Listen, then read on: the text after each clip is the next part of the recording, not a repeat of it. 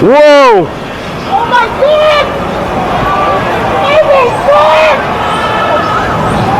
Oh my God!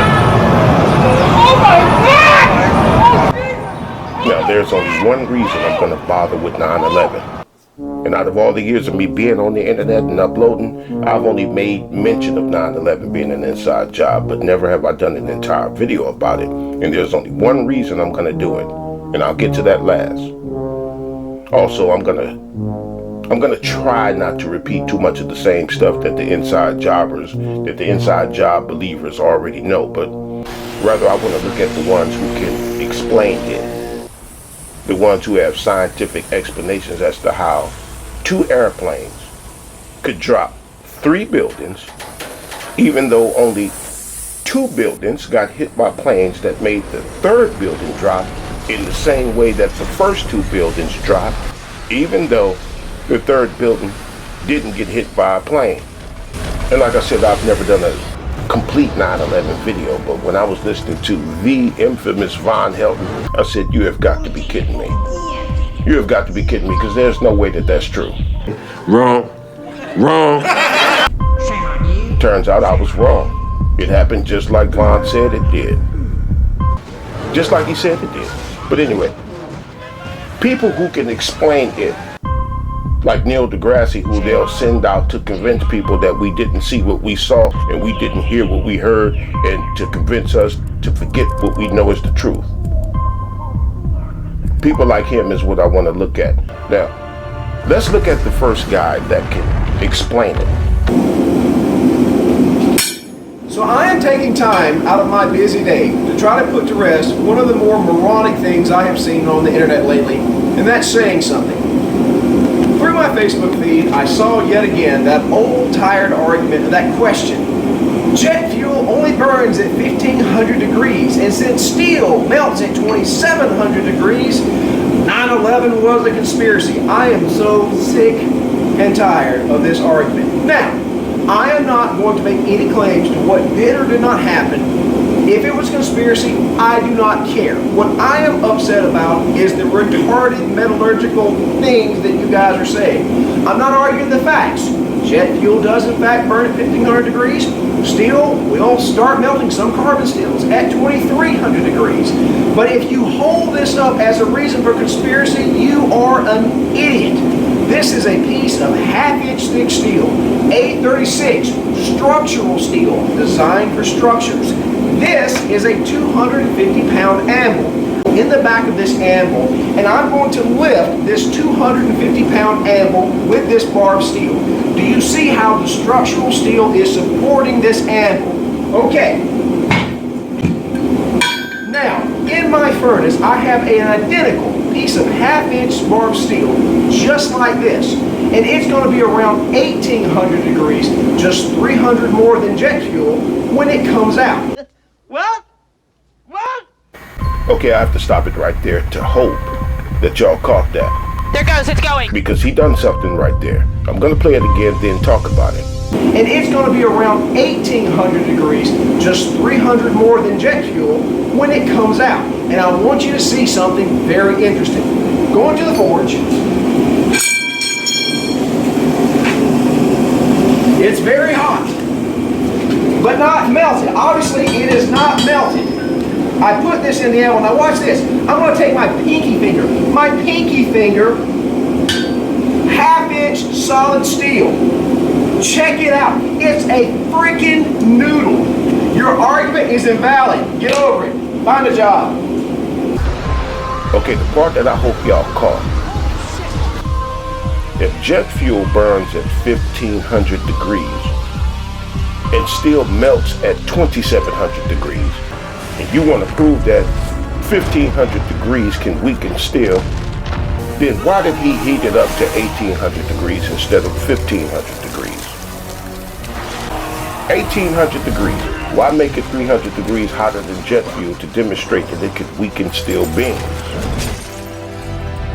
And why only make it hot enough to bend the steel instead of melting the steel like people were claiming that the steel was melting? Okay, now this is a channel mill. And they're used, channel mills are used to as support or frames, and they have a few other usages. And keep that in mind, because the firefighters said that they saw what looked like lava flowing through these things. You'd get down below and you'd see molten steel running down the channel rails, like you're in a foundry. Yeah, like lava. Like lava. From a volcano. Not just weaken the steel. Nobody claimed that heat couldn't weaken steel. Nobody claimed that. Now there it collapses. So not only did the explainer heat it hotter than jet fuel, but he also debunked the point that wasn't made. And he knows what the point was. He said it. It's very hot, but not melted. Obviously, it is not melted. Right there. He said melted. And that is the claim. But he only heated it enough to bend it. And look, there's a part about him heating it up to 1800 degrees that I'm deliberately ignoring. I know why he did that, and I'll get back to that later. But listen, who has argued that intense heat can't weaken steel? Everybody knows what heat can do to steel and other metals. Everybody know this. Like this dude at the steel mill, he about to get the hell burned out of him. Hit him all up in his face and everything. Look at it, it's coming out like yarn or that silly string that people be spraying at parties.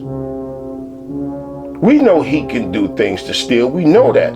So why did that dude need to show us that heat can bend steel? For what?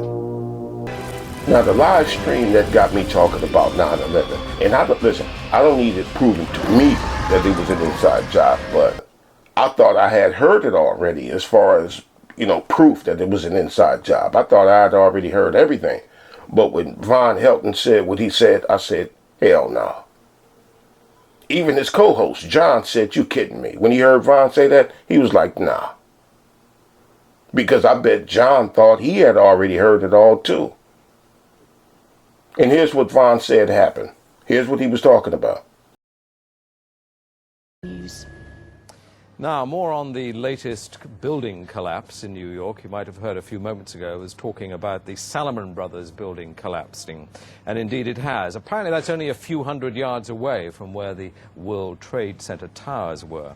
And it seems that this was not a result of a new attack. It was because the building had been weakened during this morning's attacks. We'll probably find out more now about that from our correspondent, Jane Stanley. Jane, what more can you tell us about the Salomon Brothers building and its collapse?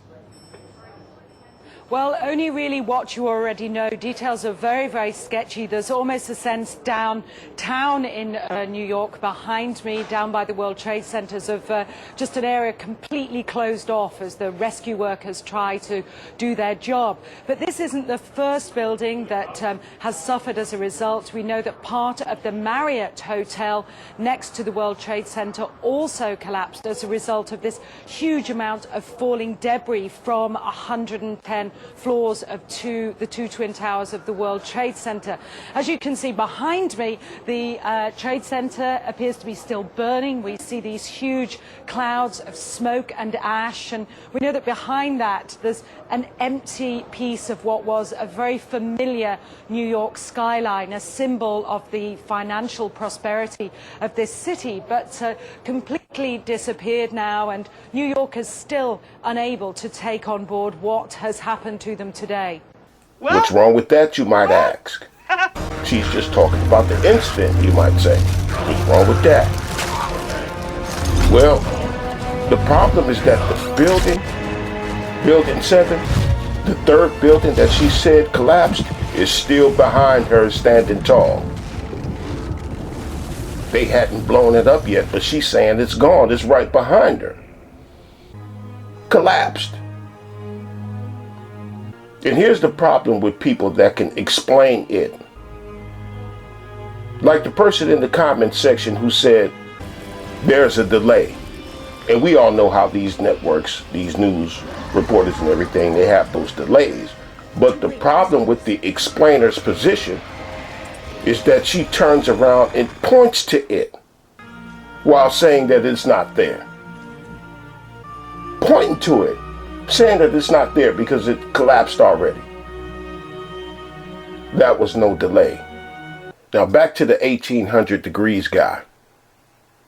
Now he did that because the explain it people, you know, the experts whose job it was to disprove that it was an inside job, they said that the materials inside of the buildings is what heated the jet fuel up to 1800 degrees.